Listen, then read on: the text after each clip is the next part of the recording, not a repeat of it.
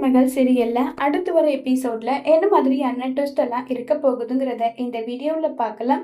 ஐஸ்வர்யா வந்து சாவித்திரியும் தாமரையும் வெறுப்பேத்தணும்னு சொல்லிட்டு நினைக்கிறாங்க. ஆனா கடைசியில ஐஸ்வர்யா தான் ஏமாந்து போறாங்க. ஏன்னா சாவித்திரி தாமரை ரெண்டு பேருமே இந்த கிஃப்ட் எல்லாமே வாங்கி கொடுத்தது உன்னுடைய ஆன்டி தான். சேதுவை பத்தி எங்களுக்கு தெரியாதா? அப்படி ஒருவேளை நீ நம்பலனா சேது கிட்ட போயிட்டு இந்த புடவை எங்க வாங்குனீங்க, இந்த நகை எங்க வாங்குனீங்க, எந்த கடையில வாங்குனீங்கன்னு சொல்லி கேளு. தன்னால உண்மை என்னன்றது உனக்கே புரிஞ்சிடும் சொல்லி அனுப்புறாங்க. இது கேட்ட ஐஸ்வர்யா அழுதுகிட்டே அங்கிருந்து கிளம்பி போறாங்க. இப்ப நம்ம சேது அழுகிற கொஞ்சிட்டு இருக்காங்க. மாமா, உங்ககிட்ட ஒரு முக்கியமான விஷயம் கேட்கணும்னு சொல்லிட்டு ஐஸ்வர்யா வந்து சொல்றாங்க. என்ன விஷயம் ஐஸ்வர்யா, சொல்லுன்னு சொல்லி கேக்குறாங்க. மாமா, இந்த கிஃப்ட் நீங்க தானே எனக்காக வாங்குனீங்க? ஆமா, உனக்காக நான் தான் வாங்கினேன். சரி, எந்த கடையில வாங்குனீங்க சொல்லுங்க மாமான்னு சொல்லி கேக்குறாங்க. என்ன ஐஸ்வர்யா இப்படி கேக்குற?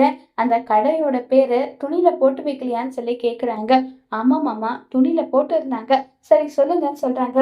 அது அந்த கடை முக்குல அது வந்து சொல்லிட்டு தயங்கிட்டே இருக்காங்க. சரி மாமா, அது விடுங்க. இந்த ஜுவல்ஸ் எனக்காக நீங்க வாங்குனீங்க தானே?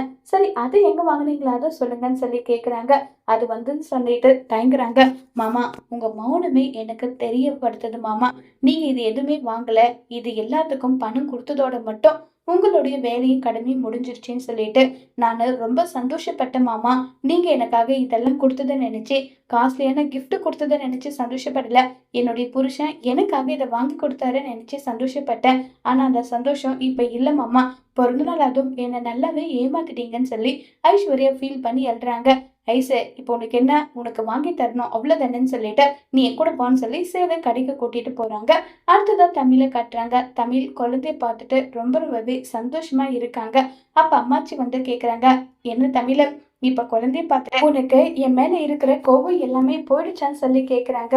இங்க பாருங்க அம்மாச்சி, நீங்க மட்டும் குழந்தைய எடுத்துட்டு போயிட்டு கொடுக்கலனா என்னுடைய குழந்தை என் கூடவே இருந்திருக்கும். என் குழந்தைய பாக்குறதுக்காக மத்தவங்களோட பேச்செல்லாம் நானும் வாங்கியிருக்கணும்ன்ற அவசியம் இருந்திருக்காது. உங்க மேல இருக்கிற கோபம் எப்பவுமே என்னை விட்டு போகாதுன்னு சொல்லிட்டு தமிழ் அவ்வளவு வருத்தப்பட்டுட்டு அங்கிருந்து கிளம்பி போயிடுறாங்க. அடுத்ததா சேது ஐஸ்வர்யா வந்து பஜாருக்கு வந்திருக்காங்க. சேது எல்லா துணி கடையும் பாக்குறாங்க. எல்லா துணி கடையும் மூடி போய் இருக்கு. மாச கடைசின்றதுனால மூடி இருக்கு. ஐஸ்வர்யா, எல்லா துணி கடையும் மூடி இருக்கு ஐஸ்வர்யா. என்னால இப்போதைக்கு எதுவும் வாங்கி கொடுக்க முடியல. கொஞ்சம் முன்னாடி வந்திருந்தா கண்டிப்பா கடையை ஓப்பன்ல இருந்திருக்கும். உனக்கு பிடிச்சது நான் வாங்கியும் கொடுத்துருப்பேன். நாளைக்கு காலையில முதல் வேலையா உனக்கு வாங்கி கொடுக்குறேன்னு சொல்லிட்டு இருக்காங்க.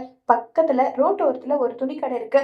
மாமா, இப்பயே நினைச்சா கூட எனக்கு நீங்க வாங்கி கொடுக்க முடியும்னு சொல்லிட்டு அந்த ரோட்டோர கடைக்கு கூட்டிட்டு போறாங்க. அதுல பிடிச்சதை எடுத்துக்கோன்னு சொல்லிட்டு செலக்ட் எல்லாம் பண்ணிட்டு இருக்காங்க.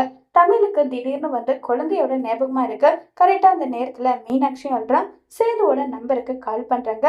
சேது அங்க பிஸியா இருக்கிறதுனால ஐஸ்வர்யா தான் போனை எடுக்கிறாங்க. என்ன சொல்லு தமிழ்னு சொல்லி கேக்குறாங்க. இல்ல, மீனாட்சி அழுதுகிட்டே இருக்கா. ஒருவேளை அழுகிறோட ஞாபகம் வந்துருச்சோ, அதனாலதான் அழுகிறா. அதனால ரெண்டு பேரையும் பார்க்க வைக்கலாம்னு நினைச்சேன், வேற எதுவும் கிடையாதுன்றாங்க. என்னுடைய பிறந்த நாளுக்காக மாமா என்ன சர்ப்ரைஸ் பண்றதுக்காக நாங்க ஷாப்பிங் வந்திருக்கோம்னு சொல்றாங்க. இதை கேட்டு தமிழுக்கு மனசுக்கு ரொம்ப வருத்தமா இருக்கு. இருந்தாலும் தமிழ் அதை வெளிக்காட்டிக்கிறது இல்ல. சரி, நான் வச்சிடறேன், மலரக்க போன் பண்றேன்னு சொல்லிட்டு போனை வந்து கட் பண்ணிடுறாங்க. சேது மாமா எனக்கு இந்த அளவுக்கு பண்றாருன்னா கண்டிப்பா அவருடைய மனசுல மனைவி என்ற ஸ்தானத்தை நான் புடிச்சிட்டேன் போல. நான் அவர்கிட்ட நெருங்கி பழகணும்னு சொல்லி ஐஸ்வர்யா சேது கிட்ட போறாங்க.